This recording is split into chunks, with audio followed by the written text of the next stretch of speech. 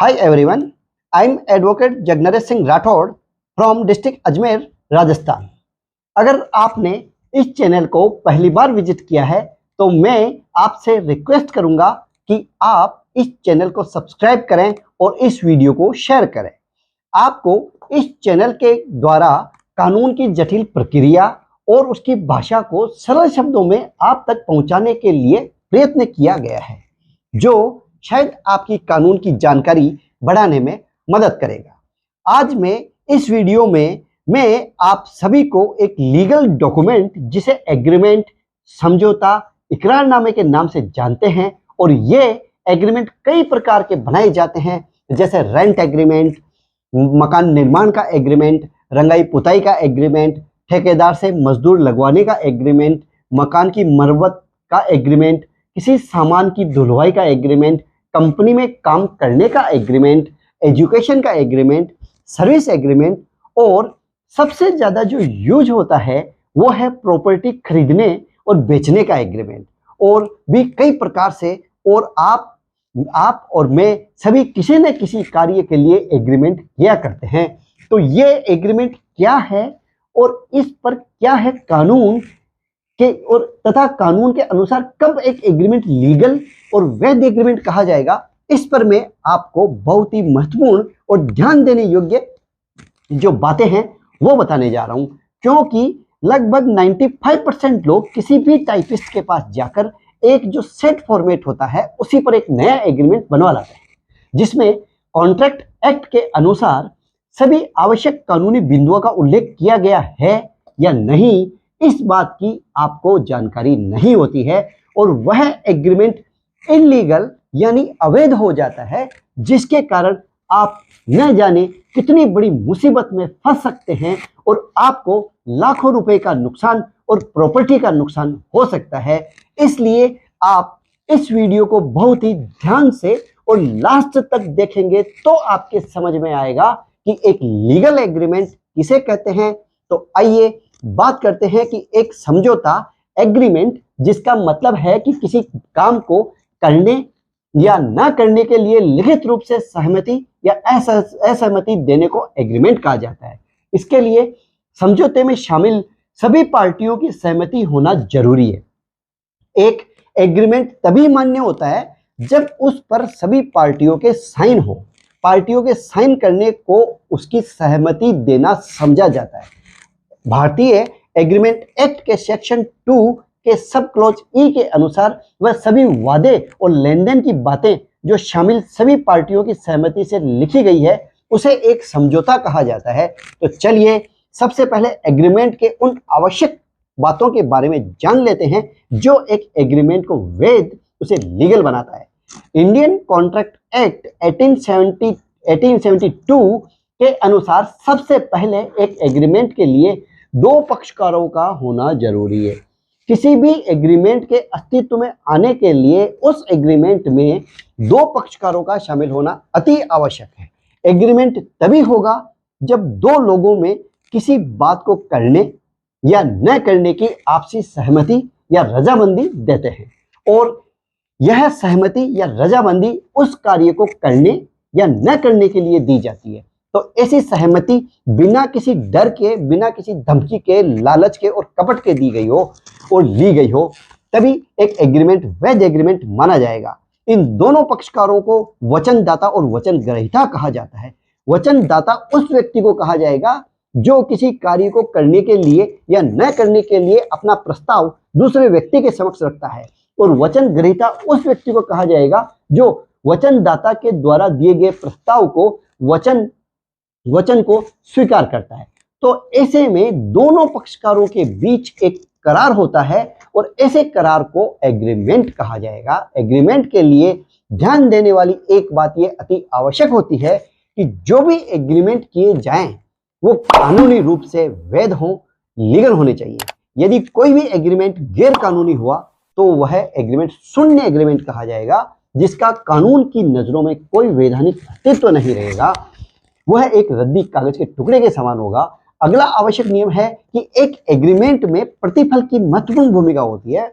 प्रतिफल का मतलब हुआ कि किसी वस्तु के बदले में मिलने वाला धन या अन्य मूल्यवान वस्तु, इसको मैं आपको एक बहुत ही अच्छे और आसान से उदाहरण के माध्यम से समझाता हूं कि जैसे कै ने खै को के समक्ष यह प्रस्ताव रखा कि वह अपनी मोटरसाइकिल 10,000 रुपये में बेचेगा, और यदि इस बाइक के प्रस्ताव को खै स्वीकार कर लेता है और बाइक को खरीद कर कै को 10,000 रुपये दे देता है, तो यहाँ दिए गए 10,000 रुपये का मतलब हुआ प्रतिफल, जो कि कै को उस मोटरसाइकिल बेचने पर खै के द्वारा मिला। अगला आवश्यक नियम है कि एक एग्रीमेंट को वैध एग्रीमेंट, एक लीगल एग्रीमेंट बनाने के लिए दोनों पक्षकारों की आपसी सहमति का होना बहुत जरूरी है। जब दोनों पक्षकारों के मध्य किसी बात को करने या न करने का कोई करार होता हो, तो उस करार को करने या न करने के लिए दोनों पक्षकारों का आपस में सहमत होना बहुत जरूरी है। एग्रीमेंट के लिए दी गई सहमति स्वतंत्र होनी चाहिए। भारतीय संविदा अधिनियम के अनुसार कोई भी ऐसी सहमति नहीं मानी जाएगी यदि नंबर 1 सेक्शन 15 के अनुसार डरा कर या धमका कर दी गई हो, नंबर 2 सेक्शन 16 के अनुसार अनुचित प्रभाव द्वारा दी गई हो, नंबर 3 सेक्शन 17 में छल या कपट के द्वारा दी गई हो, और सेक्शन 18 के अनुसार किसी को बहकावे में लाकर दी गई हो, और तो यह नहीं मानी जाएगी। अगला आवश्यक नियम है कि एक एग्रीमेंट के लिए व्यक्ति का सक्षम होना बहुत आवश्यक होता है। यहाँ सक्षम से मतलब यह कि जिन दो पक्षकारों के मध्य एग्रीमेंट होने जा रहा है, उन दोनों का मानसिक और शारीरिक रूप से स्वस्थ होना अति आवश्यक है। जब व्यक्ति मानसिक रूप से स्वस्थ होगा तो वह एग्रीमेंट और एग्रीमेंट में लिखी बातों को अच्छी तरह समझ कर ही उस पर अपने हस्ताक्षर करेगा। जो व्यक्ति मानसिक रूप से स्वस्थ नहीं है, वह एग्रीमेंट के किसी भी पहलू को, किसी भी पॉइंट को न समझ सकेगा और न ही उस पर विचार करने योग्य होगा। अगला आवश्यक नियम है कि एक एग्रीमेंट के लिए व्यक्ति का एडल्ट होना अति आवश्यक है। एडल्ट व्यक्ति उस व्यक्ति को कहा जाता है जिसने 18 वर्ष की आयु पूर्ण कर ली है। एग्रीमेंट के लिए एडल्ट होना अति आवश्यक है, क्योंकि बालिग और एक एडल्ट एक ऐसी उम्र होती है जिसमें व्यक्ति अपने अच्छे और बुरे को समझता है और उसका मानसिक विकास इस हद तक हो जाता है कि वह उस हर एक बात को अच्छे से समझने लग जाता है, और कि क्या सही है और क्या गलत है, वर्तमान और भविष्य में इसका क्या असर होना है। वह इस एग्रीमेंट में लिखी उस बात को अच्छी तरह से सूझबूझ के साथ पढ़ता है और उसको समझता है कि एग्रीमेंट में लिखी बात सही है या गलत है। अगला आवश्यक नियम है कि एक लीगल एग्रीमेंट के लिए उसका लिखित में होना अति आवश्यक है।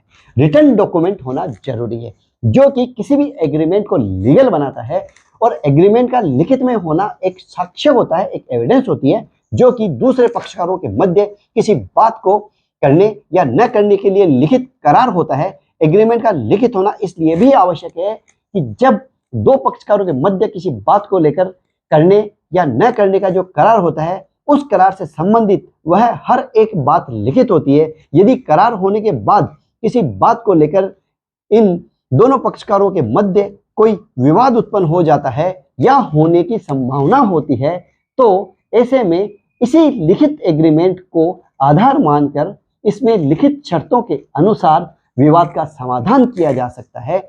और इन सब के साथ सबसे महत्वपूर्ण है कि एक सेल एग्रीमेंट को लीगल डॉक्यूमेंट होने के लिए विक्रेता और क्रेता के साथ साथ जिस संपत्ति का विक्रय किया जा रहा है, उस प्रॉपर्टी से संबंधित संपूर्ण डिटेल दिया जाना बहुत जरूरी है, तथा जिसमें उस प्रॉपर्टी की अच्छे से पहचान हो सके या उस प्रॉपर्टी के ओनरशिप यानी बेचने वाले का मालिकाना हक अधिकार से संबंधित कंप्लीट तथ्यों का स्पष्ट विवरण दिया जाना भी कानूनी रूप से जरूरी है, जिसमें कि जो विक्रय की जाने वाली प्रॉपर्टी है उसका स्वामित्व विक्रेता को कब से प्राप्त हुआ है, उसकी पूरी चेन का वर्णन दिया जाना बहुत जरूरी होता है।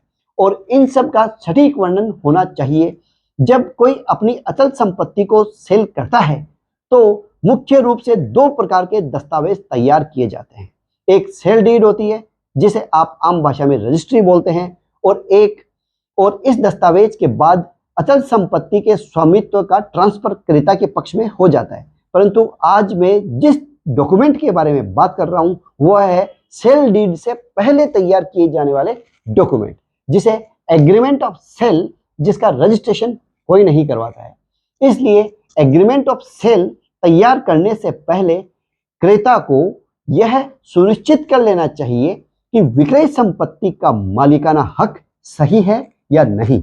संपत्ति हस्तांतरण अधिनियम मतलब ट्रांसफर एंड प्रॉपर्टी एक्ट 1882 के सेक्शन 54 के अनुसार एग्रीमेंट करने के लिए विक्रेता के पास संबंधित संपत्ति का पूर्ण स्वामित्व होना चाहिए। वह खरीदार के पक्ष में सील डीड को निष्पादित करने का कानूनी अधिकार होना चाहिए।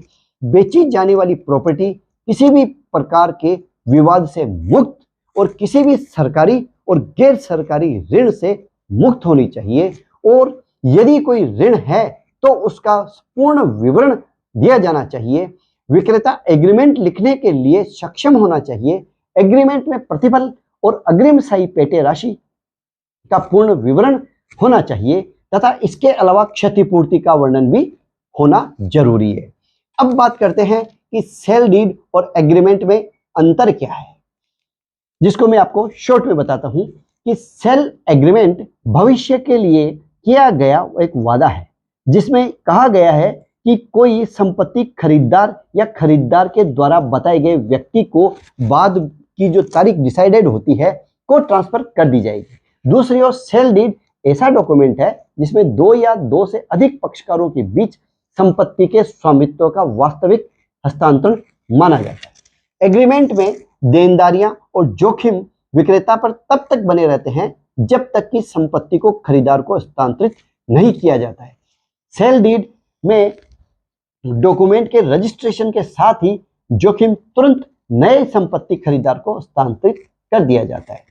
सेल एग्रीमेंट को भारतीय स्टाम्प अधिनियम 1899 या संबंधित राज्य के कानून के तहत नोटरी पब्लिक से मुहर लगवाई जानी चाहिए, जबकि सेल डीड को रजिस्ट्रेशन एक्ट के तहत अनिवार्य पंजीकरण शुल्क के भुगतान पर कार्यालय के अधिकार क्षेत्र के उप रजिस्ट्रार में उसको रजिस्टर्ड करना चाहिए। सेल डीड प्रॉपर्टी के ओनरशिप का वास्तविक हस्तांतरण है, जबकि एग्रीमेंट संपत्ति के स्वामित्व के भविष्य के हस्तांतरण का वादा है। सेल डीड के जरिए प्रॉपर्टी के सारे अधिकार और हित नए मालिक के पास चले जाते हैं, जबकि एग्रीमेंट में खरीदार को कुछ शर्तों की संतुष्टि पर संपत्ति खरीदने का अधिकार देता है। खरीदार को सेल डीड को निष्पादित करने के लिए स्टाम्प शुल्क और रजिस्ट्रेशन शुल्क का भुगतान करना पड़ता है, और सेल एग्रीमेंट सेल डीड से पहले आया था। इसमें गैर न्यायिक स्टाम्प पेपर पर खरीदार और विक्रेता के हस्ताक्षर होते हैं। इस प्रकार ऐसा दस्तावेज जिस पर ठीक से मुहर नहीं लगी है या उसको रजिस्टर्ड नहीं करवाया है या वह रजिस्टर्ड नहीं है, उसे किसी भी न्यायालय में या किसी भी विवाद में साक्ष्य के रूप में प्रस्तुत नहीं किया जा सकता, और यह तब तक अधूरा माना जाएगा जब तक कि सभी लीगल फॉर्मेलिटीज पूरी तरह से नहीं कर ली जाती है। इस प्रकार एक एग्रीमेंट को तैयार करने में किन किन जरूरी बातों का और कानूनों का समावेश मतलब वर्णन होना जरूरी है, जो मैंने अभी आपको बताए हैं। आई होप आपको यह वीडियो पसंद आया होगा और शायद आपके ये समझ में आया होगा कि एक एग्रीमेंट के लिए क्या है वैधानिकता और उसकी क्या है लीगलिटी, और एक एग्रीमेंट को लिखने में किन किन बातों का ध्यान रखना चाहिए। एनी फॉर द क्वेश्चन आप कमेंट्स बॉक्स में डालिए, मैं या मेरी टीम मेंबर्स आपको रिप्लाई जरूर करेंगे। किसी भी और कानून की जानकारी आप जानना चाहते हैं या समझना चाहते हैं तो आप कमेंट्स बॉक्स में पूछिए, हमें जरूर बताते रहिए कि आपको हमारा ये प्रयास कैसा लग रहा है, क्योंकि आपके कमेंट्स मुझे व मेरी टीम को इंस्पायर करते हैं, नए वीडियोस बनाने के लिए मोटिवेट करते हैं। We are always with you, ahead of you in the fight for the protection of your right.